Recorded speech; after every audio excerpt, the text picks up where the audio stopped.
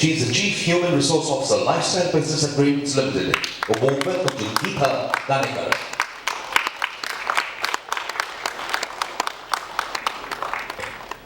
He is the Chief People Officer, DLF Brands. A warm welcome to Indranil Bose. She is Vice President, Head HR and Training, Manco Kaya Enterprises Limited. Please put your hands together for Ruhi Pandey.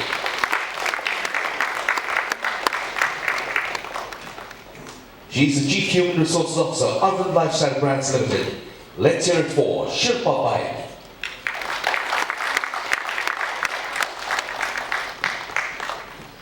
And to moderate the session, please welcome Dr. Puranjaya Singh, partner at Metal.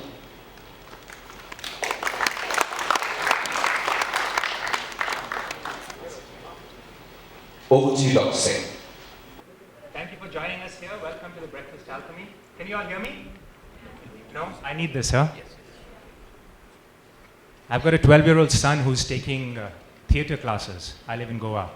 And recently they were learning about projecting their voice. So I thought maybe I'd be able to do the same thing. Yeah. But, okay, we'll use this. Welcome to the Breakfast Alchemy, got to you by Metal. My name is Puranjaya Singh. And I'm a principal advisor at Metal. Metal is an assessments company. It's the most prolific assessment provider in India. We do about 1 million assessments every month. Okay? I'd love for you to stop by in a booth after the event and have a look as to what we are all about. We are here to talk about, as you just heard, an important retail metric, revenue per employee. Okay? Now, it's a very simple metric. In the simplest form, it is calculated by taking the total revenue of the organization, dividing it by the number of employees, right? And what you get is an indicator of the health of the organization. So that is a simple form. There are also many different variations of that. We're going to talk about it. Okay? Now, we are, in the interest of time, I'm going to quickly talk about how we're going to divide this conversation. We're going to talk about basically 3 different buckets. We're going to divide this into 3 different buckets. We're going to talk about the past, why is it that this metric is important, how it came about being within the Indian retail scenario. We're going to talk about the present, what do organizations do, how do they measure it, and the challenges they face, the challenges this metric faces in being a healthy metric. And then we'll talk about the future, whether this is going to continue to be relevant or are other metrics going to be taken that are going to become more relevant. So joining me, you've already heard about the panel. I'm going to give them an opportunity to introduce themselves. And if you could, please take a minute to talk about who you are, what you do, your organization, and just tell us as to why you think this metric is important and why is it relevant.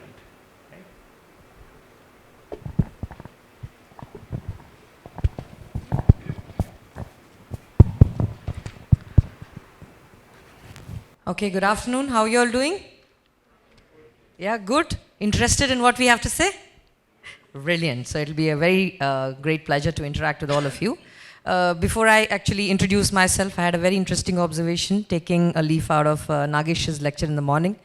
The first year when I was a part of the panel on RAI, I was the only woman with 5 men. The second time there was me and another lady, and this time I can see 3, so I don't know what next year's gonna be, so I guess. Yeah. So very, very happy to see the diversity in retail sector as well as on the panel here. I'm Ruhi Pandey. I'm the HR head and I take care of training and HR for Kaya. Basically, we are leaders in skincare. I've been doing that for the last 7 years.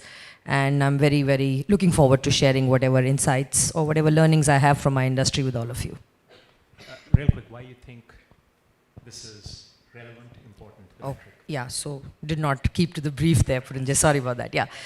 I think the most important reason why this metrics is important because businesses exist to make money. Businesses are, at the end of the day, whatever else they do, businesses finally want to have a bigger purpose. They are a lot into ensuring, environment, sanity, etc. But at the end of the day, they are answerable to their shareholders, stakeholders, people who invest in them. Today, as we talk, people cost is becoming a very, very important cost of business. And if I talk about my own business, it's actually the largest cost of doing business. Similarly, in retail, with rentals increasing, cost pressures are increasing. And as well as it's very important for us to keep an eye on costs. So obviously, one of the best ways to look at it is how is your people cost going up or going down vis-a-vis the kind of revenue you are generating. So that's why I think this is so important. Now, DLA Brands is a multi-branded retailer, so they have presence in across India, but mostly we retail in partnership with international brands. And with the metric, basically, I think one of the key things which this metric is, is basically a mirror to the HR team. I mean, there are a lot of things which an HR department does for the organizations. Finally, obviously, the shareholder happiness and things like that is obviously the bigger picture. But the department itself is answerable to a lot of things within the board, outside the board, and I think that metric is basically just sort of gives you an answer to what the department is striving to do and sort of how they are directly influencing the business growth. I think that's what it is. Good afternoon. I'm Venkat. I head HR for the Landmark Group. Landmark Group, we run Lifestyle, Max, Home Center, Spa, Krispy Kreme, and a few other businesses. We are about 18,000 employees as of date, with a turnover of about $1.2 billion in India. And we definitely have different challenges, what these smaller formats don't have, because the challenges are much larger. And also the fact that our stores have both, it's a department store, so you have brand staff as well as our own staff. So those are challenges. As regards myself, I've now been 10 years in retail. I think getting to become a veteran in retail HR, because been with Reliance Retail prior to that, and then 7 years with the Landmark Group now. Been an interesting journey. And in terms of the topic, which I think is very pertinent, now, I think as of yesterday and day before, with the trade unions calling for minimum wages hike, I think talent scarcity is not that very critical, but talent expense is going to be critical, because I think we definitely need to make them productive, make sure that we keep the organization lean as well as strong. I go back to my KRAs, which I had put down when I joined this organization 7 years ago. There were 3 of them. One was bringing credibility to the HR function was my first KRA. Second was building an employer brand. And the third one was increasing productivity of frontline staff. So these were 3. So definitely this is something which is on top of mind, and we've been working very hard. And the slide which I put in my presentations, either to the board or any presentations I make, is talking about engagement scores going up, attrition coming down, and productivity going up. So that's how I see correlation between engagement, retention of employees, and managing them tight. Good afternoon. I'm Geeta Ghanekar. I manage HR for the Lifestyle business of Raymond. Lifestyle is a conglomerate of textile, the traditional 90-year-old business. So the textile, that is a suitings part of it. We have a shirting wing. We have the apparel wing. And we have a format called the Made to Measure. And we have the whole retail network, which is among the largest retail network in the country, which is called the Raymond Shop Network. From a people strength point of view, we are about 4,000 management staff and a similar number of retail staff across all our formats of retail. And of course, a large manufacturing setup with about 20,000 workmen. I have been with the group for about 8 years now. Previous to that, with insurance and then a manufacturing setup in RPG. So that's been my journey. And last 3-4 years since I've been heading, 3 years about, heading the lifestyle business per se, our biggest challenge has been on the retail front, how do we move this business, which is 90-year-old organization, with traditional ways of iconic brand in the country which pride itself for its fabulous product. The center of the organization is the product. When you buy a Raymond product, you trust. All our communication through marketing, etc., is conveying trust. The whole concept was you buy a Raymond suit for your wedding and it is there with you for the next 30 years. You open your wardrobe and it still looks new. That's the promise of trust, and the organization relied on that, product quality being at the heart of it. The whole setup of the organization revolved around it. Last 3 years, we redefined this purpose and said that from being a product-centric organization, where all our questions were, what are we making, how are we making, where are we making, to moving it to a consumer-centric organization. So the questions, therefore, what we'll ask is, who is your consumer? What does he want? How is he buying? Why is he buying? So in that movement, the retail front end becomes the top of our pyramid. And we have an inverted pyramid, sort of a internal psyche that we are trying to shift. And HR is, of course, playing a big role in inverting the pyramid, so to speak. And it's a challenge. We've been tracking this metric for the last 3-4 years very actively. For 2 big reasons. I agree with Ruhi, businesses exist for profit and you can't take that away. And this is a big cost element in your P&L. And so, of course, it's an important metric for us to track because for HR, this is a space we directly influence and therefore it's critical. Second is, this is also a space where you can do only so much for the retail rental, you can only do so much for the project cost, you can do only so much for the infrastructure. You are spending so much for the marketing and so on. There is money that you're spending, there is something that you're getting. There is no disproportionate upside or downside that can happen with any other element of cost. Whereas in the people space, that can happen. I have seen dramatic differences in similar combination of elements in one store vis-a-vis the other store. Some store is like fabulously productive and some other store with the same elements don't do anything. So this is a space where discretionary effort of employees can lead to huge upsides and downsides and so need to be carefully managed. So, thank you. Thank you. Hi, good afternoon. My name is Shilpa Vaid and I lead the HR and administration functions for Arvind Lifestyle Brands Limited. The first biggest caveat, I'm very, very new to the retail industry. So I've spent a little over 6 months with Arvind and in retail. So it's an honor to be with my colleagues here who are veterans from this industry. I've spent a large part of my career in insurance. I worked with ICICI Prudential, head of HR for MetLife, then part of their global talent management team. And my last role prior to Arvind was with Bharti AXA. So a little bit about Arvind. We are a lifestyle retail company. We're into fashion retail and now also into beauty retail. So the ladies in the room, last year we launched Sephora, which is our foray into beauty retail. And as far as fashion retail is concerned, we straddle across customer segments. So we are into value retail with our unlimited format. We also are into premium brands such as US Polo, Arrow, Ed Hardy, Gap, TCF, Calvin Klein, etc. We now have about 9,000 employees across management and retail stores across the country. For me, this metric is important, and not just from this industry, but also the industry that I've come from, because it's a simple enough, easy to understand measure of the operating performance of the company. And as an HR professional over the years, I've always believed that there are 3 things that we do in the HR function. First and foremost, we build capability for the organization. Second, we enhance engagement. And third, we improve productivity.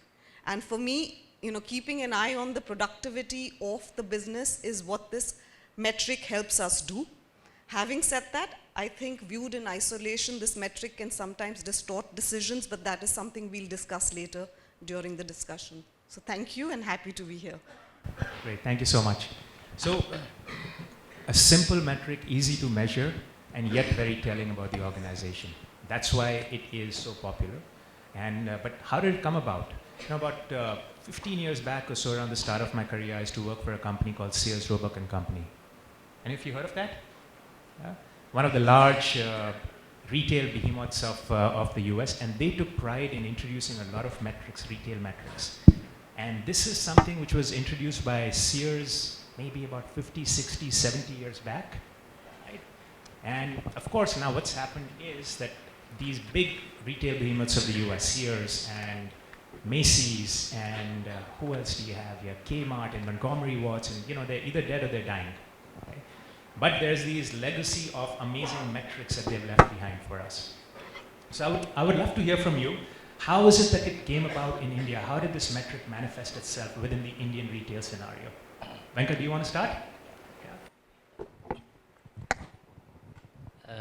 Retail still is a nascent industry, because if you really look at it, organized retail today is about 8 or 9%. When you compare in the West, it's about 80% plus. So if you look at organized retail, it has gone through different stages of evolution. And retail per se has different categories, you know. So you a department store or an EBO or a grocery or a hypermarket. Each one has their own challenges in terms of how to measure productivity or ensure that, you know, the company the business becomes profitable. The flip side is that still quite a few of the hypermarkets or the food category is still struggling, because there are challenges. One is the productivity part, the other is in terms of shrinkage. There are various challenges attributed to it, and retail has gone through also very high attrition levels. I'm sure when we met in MMR, say 6 years ago, we spoke about close to 60-70% attrition, which meant that you had almost a new employee every year. And that had its own, you know, nuances. It had its own pains, because if you really look at it, to train a person, get him on ground, make him productive, takes some time. And by the time you do that, and he's off, and then you really feel that, you know, the whole exercise becomes futile. So we need to address this on different counts. One is, personally I feel, I think retention is very critical.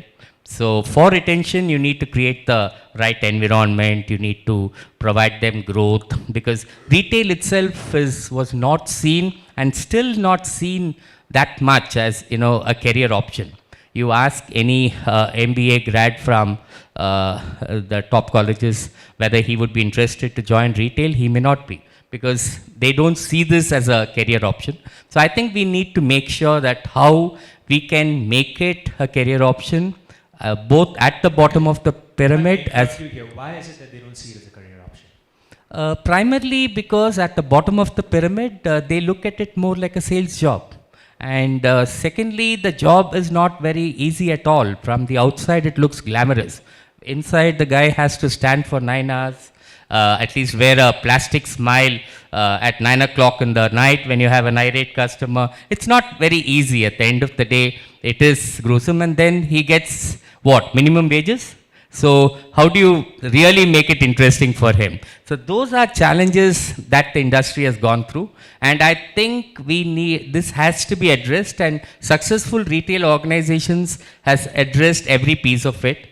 And if you could have actually brought down attrition, made sure that productivity will automatically go up, your engagement scores goes high, you will find that reflects on productivity. So these are, I think, basics which I've seen over the years happening in the retail industry.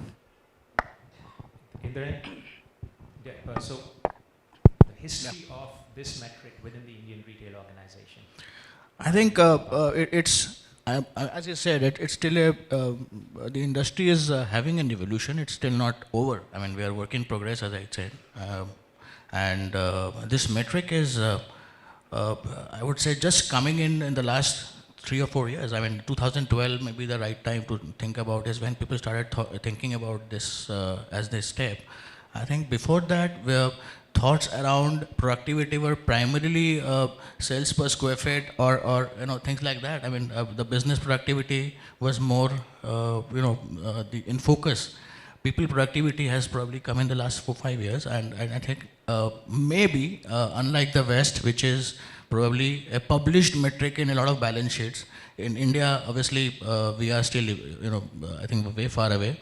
I think the second element is, if you're talking about the Western retail, which is much more mature, and therefore the customer. I mean, look at the. I mean, somebody was talking about the society and the societal trends.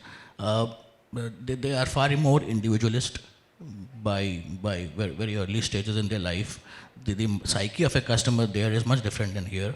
Here, a customer might need a little more attention and hand-holding because they are not they're not used to shop beyond the Kirana store. I mean, they've started shopping beyond the Kirana store only recently. I mean, so you would expect them to struggle and look at the visual standard of the store and get into a situation, okay, is it the nice place to be in? Is it the right time to be in? Things like that. So we are still, getting into the stage where the customer needs hand-holding. Therefore, whatever automation, whatever, digitization we are bringing in, at the end of the day, in the shop floor, the customer needs attention. And therefore, you will always have customer handling employees who will be there, and how to and then add on to this, which is the rising cost and the challenges which are coming in from a perspective of minimum wages, or I mean, even from overall industry. If you look at it, the online versus offline, and the ease of procuring a product. So I think. What it is all boiling down to basically is 3V. I mean, I call it 3V because it talks about value. 1V is value, second is velocity, and third is variety. So I think all three, and it mostly people relate to these three as a product, speed to the market and stuff like that. But I think from the people side, all three are relevant. I mean, what are you how are you increasing the value proposition for the employee? How much are you engaging with them? How much are you owning them? I mean, I'm seeing a lot of retailers running an easy way of franchising out. I mean, they don't even own the people. They feel that beyond a store manager or beyond a store management staff, they would probably rather have the engagement outsourced, because they are probably scared of managing the employees, as I said, with the minimum wages or the psyche. If they outsource, so employees below, let's say, the top level in the organization are outsourced to a temp agency? Yeah, I mean, I would not say it's driven by a HR department per se. There are multiple thoughts to it. I mean, there is another thought which says that let's look at the key people. Who are the key people in the store? The biggest person in the store is a store manager. I mean, if you can build that person or the store leader, obviously store manager to store leader is a different story, I mean, in terms of transition. But if you can build that person and focus on that person, I think that could also be a thought process where a lot of retailers build on it. I mean, for us, DLF Brands has been thinking about it, and we are trying to get into a project called I Am the CEO. Now, this is a program which is only for store managers, and we are creating a lot of noise and a lot of things which basically is trying to create an awareness about what their role is. I mean, there are two elements in it. One is the mindset, another is what they're supposed to do. I mean, and of course, the organization has to support them in building what they're supposed to do as well. So, a lot of people are focusing on store managers, and I don't see there is a problem there. But I think, I personally feel the career, the pride element in the business, etc., from the people who are working in retail might be just better when you have people working under you and you sort of own them. That's the thought process. And I think these are some of the challenges. I mean, this is something which is happening. So I'm going to interrupt you right here, because this is a great segue to how things are in the present, right? So you talked about the store manager, and it's when I was at Sears, coming back to that example, once again, that's what they were talking about. The most important employee in the organization is a store manager. And the focus was on hiring and developing and training, etc., the best store manager possible. And most of the resources were put in getting the right people who would actually take over that store manager role. And everything else was left over to the store manager. Store manager was like a mini CEO of the store, right? Is that Is that the same thing that's happening here in your organizations? And if it is, then is it the store manager's responsibility to ensure that this metric is healthy for that particular store? Geeta? Yeah, I can take that. Yes, I think the store manager continues to be a very important person in the value chain, and especially in the retail space, because he kind of decides or manages the productivity of the store. So typically in a Raymond store or a Park Avenue store, we would have about 7 or 8 customer service agents reporting into an assistant manager, and there is a store manager. And this unit actually operates like a single profitable unit. And it's important for the store manager, therefore, to understand how his team is operating, understanding what is the ecosystem he is in. So if the store is in Linking Road vis-a-vis a mall, vis-a-vis some other place, there is an ecosystem around him, there is a environment around him, the walk-ins are influenced by that. And the store manager is not only looking at when the consumer walks into the store, but also aware of what is it that he needs to do to influence a walk-in into the store as well. So from all that point of view, your company's last point of direct influence from a P&L point of view is your store manager. And therefore, I do think that he is an important resource in the whole chain. Recently, we moved all our store managers. I mean, we had a mix of this. We had, I wouldn't say outsourced, but we had a third-party arrangement with the workforce in the store. And that continues. But all store managers, we moved them onto company roles because we felt he is an important representative and needs to hold the organization's flag up in the store. But having said that, we have about 2,500, 3,000 customer service agents, and every single one of them is equally important. So while they may be outsourced and at a distance, we treat them as company employees. There is an extensive engagement through careers, compensation, and engagement for all of them. Yeah. So when you calculate the metric, you also use the number of contract employees to calculate it. Yes, yes, right? yes, we do, of course. So let's talk a little bit about calculating this metric, because we had talked, and you were mentioning about different ways that your organization measures this metric. Could you enlighten us a little bit on that, please? Sure. I think just going back, reflecting a little bit to your previous question, Puranjay, the Indian businessman has always been very smart. So one way or the other, they've always measured productivity, right? So employee revenue per employee is something I completely agree with Andro, has come in for the last 3 to 4 years. It's a very holistic metrics. Unfortunately, sometimes, like he was saying, it drives a very different behavior. So since the business in our country is so dynamic, there will be quarters when the business does well, there will be quarters when business does not do well. And unfortunately, for some very strange reason, the first place where we actually act is taking some calls in the front line. So you will have chief executive officers of companies coming to HR heads to say that I want the best quality employees at the least possible prices and in the fastest amount of time. And surprisingly, a lot of HR heads do deliver on that. That leads to sometimes taking some very short-term measures like holding back training, not giving great increments, reducing incentives. And then it creates its own churn, because that will create demotivation. We know that a motivated frontline employee is your value creator.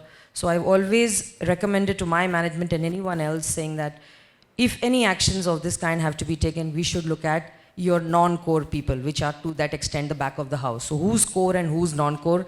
For calculating such a metrics has to be looked at very, very carefully. And the last place you should actually impact is customer facing areas. Now coming to what we do.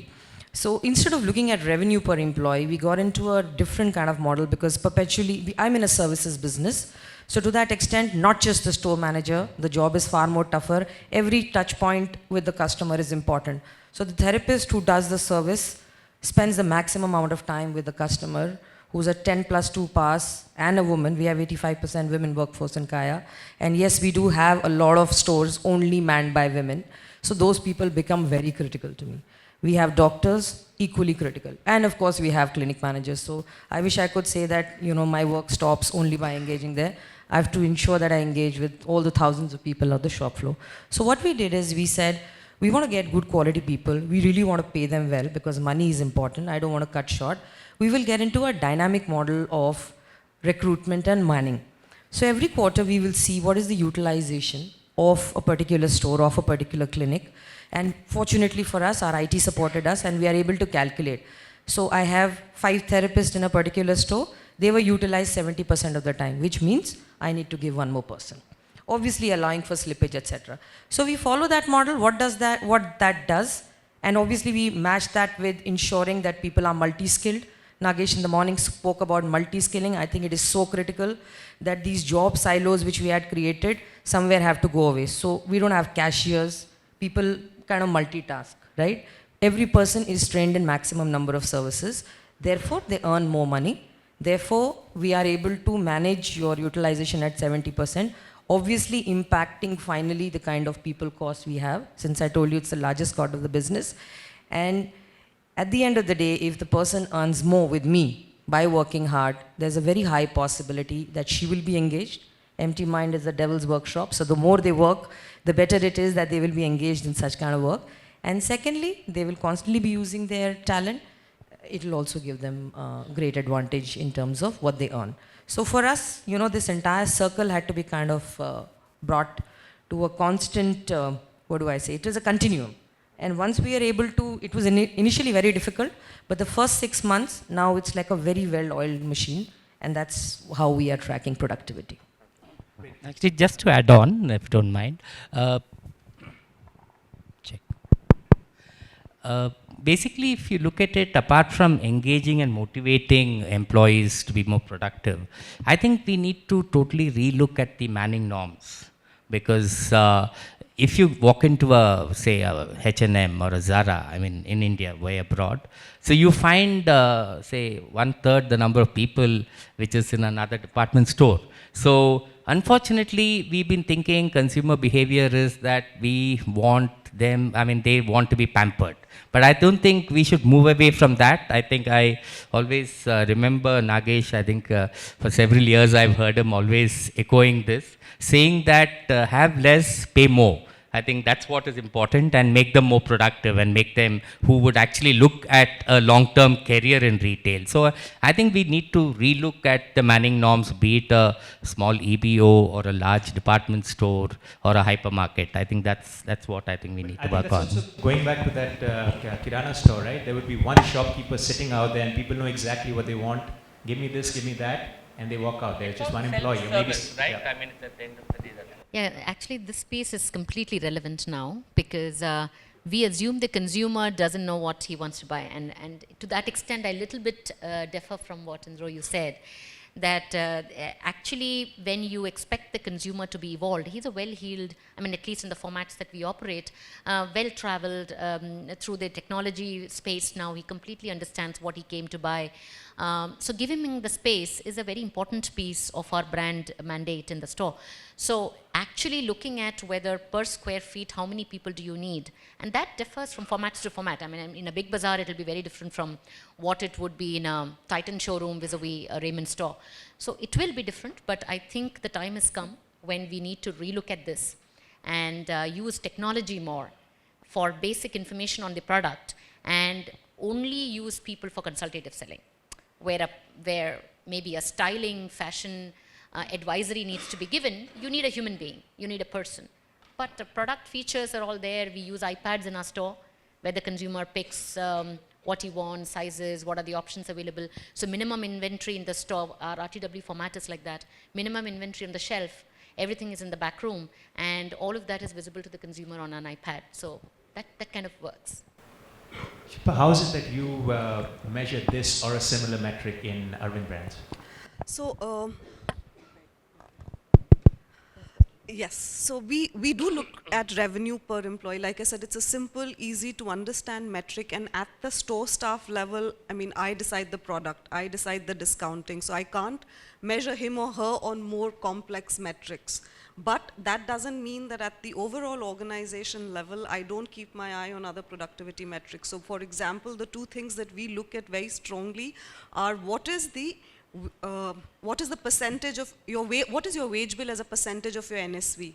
And like with most net sales value and like with most metrics, standalone, any metric can distort decisions. So it's important to look at the historical evolution of the metric, and that's what we do. We also look at our gross margin return on labor. That's another metric that we track, but again, at the front end level, it's important that they are tracked on a metric that they understand and that is in their influence and control. I also wanted to build on a little bit of experience that I've had in insurance, and I know it's a different industry, very different from retail, but this hypothesis of have fewer people who are smarter, more qualified, pay them well, train them well, and they will generate more revenue than hordes and hordes of people who are possibly, underqualified is so very true. In my previous organization, we actually saw almost a 25% improvement in our revenue or sales per employee, as we would call it, and it actually entailed doing some very, very simple things. Like most organizations, over a period of time, you tend to accumulate flab, and that flab comes at middle management layers. And that flab, so if we go back and ask ourselves some simple questions around how many layers do you need in an organization, you will find that best-in-class organizations, from the India CEO down will only have 4 layers. And we look at our structures and we've suddenly created 8 layers of hierarchy, which slows down decision-making and hampers empowerment. Then you also look at the spans, because you keep expanding and you're not as HR people sitting and taking stock of, do I have the right span of control for my people managers? It will vary from 4 to 18 because businesses have been growing a certain way, and you get so busy supporting the growth of the organization that you're not stopping and asking these questions. But the most important aspect of this exercise that we did is what I call a time and effort study. Just like we have people in the shop floor here, in retail, in insurance, you have people who sit at motor dealers and they wait for motor insurance to be issued to them. And we did a time and effort study to understand how do they spend the 8 hours. And we realized that none of the work they do, or almost 90% of the work that they do is actually not sales. It's sales enablement, because they sit in front of a dealer and hope that by looking at them, they will get some business. Or they essentially pick up a big check and take it to the office. And technology, over a period of time, eliminated that role. You actually needed people who were more qualified, who could engage with the dealer to make them understand the value promise of our brand and offerings versus others. And not these underqualified people who just by sitting outside a dealer's office were expecting. So I'm saying sometimes it's just about asking those fundamental questions around what we did when we started the organization. Do you have the right spans? Do you have the right layers? And are the roles delivering like they were designed to? Sorry, so a little bit of digression. No, that is absolutely fine. Now, all of you have mentioned this thing about having fewer employees, train them well, and have greater revenue per employee because you've got that right kind of employee. Now, is there a right kind of employee? Are there some characteristics that you can select for, hire for? I think there, like I was telling you earlier, that the age of obviously functionalities and specializations is really gone. So definitely, if you're hiring somebody for your shop floor, what you really need to look at is attitude. So whatever everybody says, that hire for attitude and train for skills, I completely swear by that. So you need smart people who are willing to engage with customers. At the team leader level, you look at people who genuinely like being amongst people. Because that's something you can't change. That's something you cannot change. Absolutely, and especially for a person like me, I'm in a category which is any which way is not available. So I have to train them on what skincare is. But what I definitely can never train them is that, do you genuinely feel like smiling at people when they are coming in? Do you genuinely feel like standing in front of a bunch of therapists and doing some kind of discussion and training? Do you enjoy sales? Because sales is an important aspect. Do you enjoy counseling and consulting?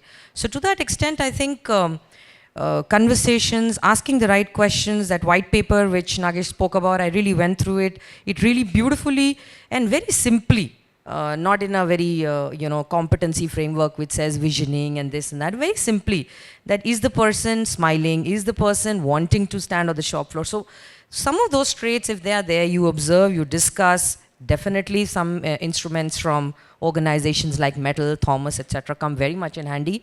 But I'm a firm believer. You've got to recruit the right talent. You've got to give them very good training, multitask, multi-scaling, great incentive structures.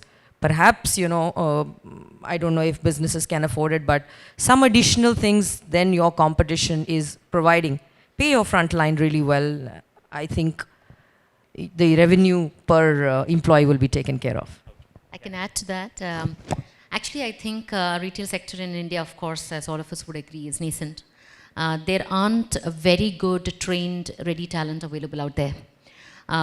So last 10 years, we have seen massive growth in numbers of people coming into the retail industry, and most of them coming from interiors of India, where they live in a completely different strata of society. Their exposure to things are different, and they come to stores like this in an AC environment. They are servicing customers which are in a completely different strata altogether. There is a social distance between these two. So irrespective of what you do, all of us in retail do spend a significant amount of money and time in training. There is no ready talent out there at all. So there are two things. Either you of course, I mean, at the base level recruitment, you'll have to look for the right people who understand service. If I in my mind, I believe I need to be serviced and I'm not going to service, there is a difference. Most people, and service orientation. So having people without that entitlement mentality. That's right. Service orientation is a different mindset. I mean, you have it or you don't have it.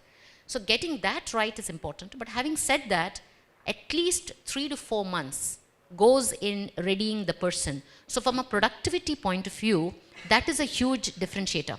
If over the next 5-6 years, if as an industry we are able to create entry-level talent readiness, then this can shift significantly for all of us. So I think all the effort that organizations are doing in training. Would that apply across the entire retail scenario?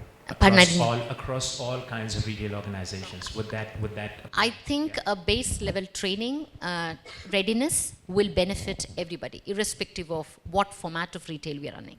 Of course, product training, etc., will happen separately. But just service orientation, understanding the customer, being able to understand the matrices. So we aren't talking about technical training or the product training. We're talking more about the soft skills. Retail readiness. The behavioral Retail readiness. Handling. No, actually, it needs to be polished. That's right. Yeah. To add to what Geeta is saying, I always say that I think all of you all will agree, retail is not rocket science. It's just very simple. And what happens is being also the fact that how many industries can offer opportunities for, class 12 or, undergraduates to get on to senior management positions. I think retail is the only, so I think you need to get the right people, make sure that you train them and they run the business for you. I think it's long term that they work with you, and that's where you'll find they will become role models for others when you induct people. So especially buddy system and things like that really help, because you recruit the freshers and train them and then take them on. So that's the best way to actually run a retail business, is what I feel. You're going to clear things out here. One is hiring the right people. Yeah. Right? Then training them, the initial induction training, the soft skills training, and then providing them with a clear career path, right? What are the next steps, and what is going to be the delta if you move on to that next step to keep them within the organization, right? Shilpa, could you talk a little bit about how you do that in your organization? So again, I think a very, very strong focus on developing people. And one of the attributes, Geeta referred to it as service orientation, but for me it's just more well-roundedly customer centricity. I mean, there's tons and tons of research that tells you that a good NPS score is going to ultimately give a huge fillip to your revenue per employee. and a focus on customer centricity. So we have some of our brands where we've invested in identifying the signature customer experience program, not just when the person is in the store, but actually mapping the what we call the moments of truth across the customer experience life cycle and sharing and then building experiences around that. All of this we believe will translate into translate into better revenue per employee. The other interesting thing, Indranil touched upon this, we see a significantly strong correlation between store managers and revenue per employee. So, and approximately 50% of our store managers last year across all our brands in Arvind were promoted internally. And the ones that who've been promoted internally and the ones who we know are strong performers, there is a very, very evident correlation mathematically between revenue per employee. That makes sense, because if they've been with the organization, they know the employees, they know the customers, they know the products, they know what it takes to keep the customers. So obviously the revenue per employee will be greater. We find that they reach a certain level and then the growth becomes tougher. So after the store manager level, and that's where possibly our challenge and focus for the future is going to be.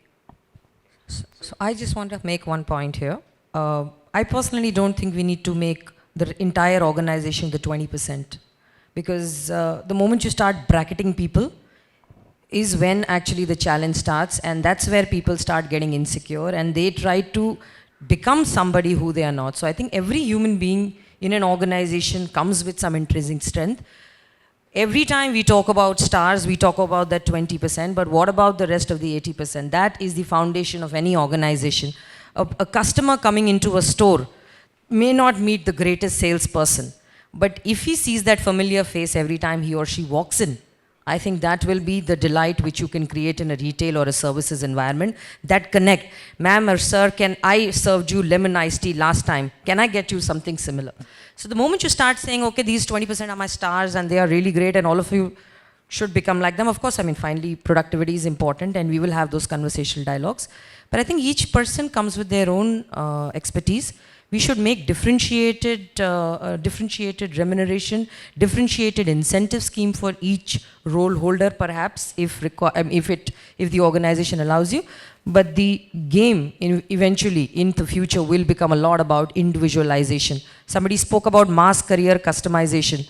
So if the career needs of each human being is different, I think we'll have to treat each individual differently. Okay. That's a great point, and I think that's a great segue to talk about the future also. I see, well, it stopped flashing, but it was flashing for a long time, saying that our time is up. But let's talk a little bit about the future and the future of this metric. So we know that these productivity metrics that we have talked about, important today, critical today, are they going to continue having the same kind of relevance as we move on in the future? I think with the costs increasing, the minimum wages brackets going up, with a lot of push, of course, in Delhi and now other states might follow, this will remain an important metric because it's a significant component of your overall cost that defines profitability, and gross margins will get defined by that. So I think it will remain an important metric. And in India, the minimum wages or the wage part of it will only go up. Okay, we are compared to the Western world, we are still paying significantly lower because the number of people availability has not been such an issue, but that will go up. So I think this is a metric to track along with all the other matrices. So revenue per square feet or average ticket item will continue, but this is an important one. The metric will remain, the metric will become important. The answers to manage this metrics may become far more complex. Some leaves have to be taken out of the morning address, which spoke about project-specific people. I was reading somewhere Amazon is going to start a 4 days week. So can we as this retail industry, and going back to what he was mentioning, Mr. Venkat mentioned in the morning that this is not the employers, it's not the first preference for many management grads. Why is that? Perhaps we need to think of how to manage this metrics very differently. Flexibility, 4 days weeks, project-based employment, So HR heads will really, I think their thinkings will really get stretched. Just a minute to add on. I think apart from sales per square feet, which we measure, I think margin per square feet is also going to trickle down. It's going to be at the bottom of the pyramid. That is going to become a metric. Otherwise, retail businesses can't become sustainable. So I think not only sales, but also in terms of contribution, which should also be seen. And again, my opening statement was that, if you, like with any data, if you beat it hard enough, it will say what you want it to. But, this metric, if seen standalone, can distort decisions. There's so many things that influence it. Your business model, Amazon revenue per employee is easily 3 times that of Walmart, right? Where you are in the organization evolution and life cycle. A startup will always have lower revenue per employee. And like with any other metric, it's basically the decisions you make after interpreting that metric which is important, not so much what that metric is saying. So hence, seeing it in the context of its historical evolution and comparing it with peer group companies before we take any knee-jerk reactions is also very critical. So, great. Now, let's talk once again. I would love to hear your projections for the future and what the Indian workforce would look like. Right? So we've seen a lot of change happening in India. We've seen a lot of change happening abroad. We've seen what's happening in the US, for example, where those brick and mortar retail organizations are dying a slow and painful death. And people in the US are moving online. Right? A lot of even if they go to the retail organizations, I often do that when I'm in the US. I'll go there just to make sure something fits. And then I'll order it online because it's so much more convenient, right? That obviously requires a different kind of retail employee to cater to that kind of a customer, right? What is happening in India? Actually, I think online is here to stay. Okay. Yeah, I know. Yeah, you didn't stick to the brief. Yeah. I don't think that's a question at all. Online is here to stay. The consumer behavior has shifted decisively. There is enough evidence of that. Will it completely, throttle the offline retail? No. I think we will settle down somewhere, and we all like to call it omni-channel, and that will happen. So I think organizations with brick and mortar retail across the country through all formats are gearing up for the shift. So yes, we have seen a rage in the last 2-3 years of everybody talking online. That will kind of get moderated, and we will have a more balanced omni-channel experience for the consumer. And organizations have now understood that that's the way to go, and digitally enabling organizations, I think all major retail companies today will have a significant digital arm. So that'll settle down. Yeah. So I'm going to wind down real quick, and then we will open up this just for a couple of questions. No, we won't be able to take any questions. We're out of time. Sorry? We're out of time. No questions. All questions offline during the lunch break, please. Okay. Thank you. Okay. So just to wrap up, right? Productivity metrics like retail per employee, etc., are critical and will continue staying critical for retail organizations. And what is important out here is to improve that metric. You got to get the right person with the right attitude, because there are certain foundational things which you cannot change. Personality is what it is. You can't change that personality. So you hire for these, whether it be cognitive ability, whether it's personality, whatever that skill set of an individual who performs well in the retail organization, right? Then you have a great training program to get these people ready for the shop floor to deal with the employees, and you provide a clear career path to the employees so that they know where they're going to go from their entry-level position. There's a clear line, let's say to the store manager level, to improve retention of the employees and minimize attrition. Right? So thank you so much. We'd have loved to take your questions out here. Unfortunately, we're out of time. Is there going to be another session out here? Are we going to take a break now? No, we have another session. You have another session, but after that, I think all of us are going to be outside. We're going to be available. So if you want to, pick our brains outside or during lunch, please feel free to do so. Thank you so much. Thank you. And thank you. Thank you very much, and a warm round of applause to our panelists. We'd like to present mementos. I'll request our moderator, Dr. Puranjaya Singh, to kindly present mementos to each of his panelists.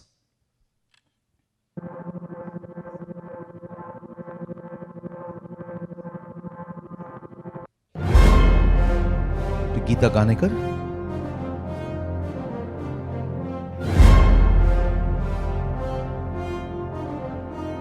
To Ruhi Pandey. to Shilpa Vaidhi.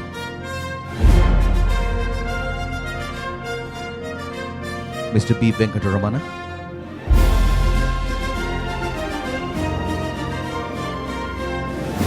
To Mr. Indranil Bose. And may I request Mr. G.R. Venkatesh, Vice President HR, Reliance Retail Limited, to kindly present a memento to our very erudite moderator, Dr. Puranjaya Singh. Sir, could you join for a group photograph with the panel?